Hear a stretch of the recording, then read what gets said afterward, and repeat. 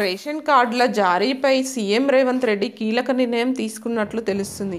గత 10 ఏళ్లలో రేషన్ కార్డుల జారీ తగ్గిపోయింది. దీంతో చాలామంది పేదవారు రేషన్ కార్డుల కోసం ఎదురుచూస్తున్నారు.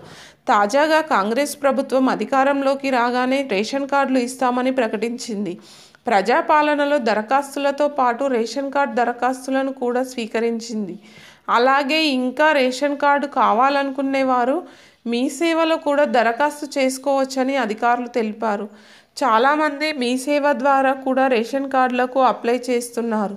ఫిబ్రవరి చివరికి మీ సేవ ద్వారా రేషన్ కార్డులకు దరఖాస్తు చేసుకునేందుకు అవకాశం ఉంది. అయితే వీరికి ఎప్పుడు రేషన్ కార్డులు జారీ చేస్తారనేది ఇప్పుడు ప్రశ్నగా మారింది. దీనిపై అధికారులను వివరణ కోరగా ప్రస్తుతం రాష్ట్రంలో రేషన్ కార్డు ఈకేవైసీ ప్రక్రియ కొనసాగుతుందని, ఇది ముగియగానే కొత్త రేషన్ కార్డుల జారీపై దృష్టి పెట్టనున్నట్లు చెప్పారు. రేషన్ కార్డు ఈకేవైసీ చేసుకోవడానికి ఫిబ్రవరి 29 వరకు అవకాశం ఉంది.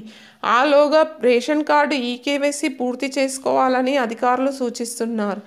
ఈ ఈకేవైసీ చేసుకోకుంటే రేషన్ కార్డు నుంచి పేరు తొలగిస్తామని హెచ్చరించారు.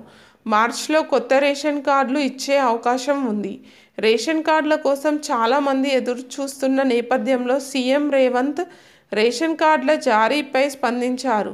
కొత్త రేషన్ కార్డులు ఇవ్వడం అనేది నిరంతర ప్రక్రియ అని మీడియా చిట్చాట్లో రేవంత్ అన్నారు. దీన్ని బట్టి గతంలో ఇచ్చినట్లే రేషన్ కార్డులు ఇచ్చే అవకాశం ఉన్నట్లు తెలుస్తుంది.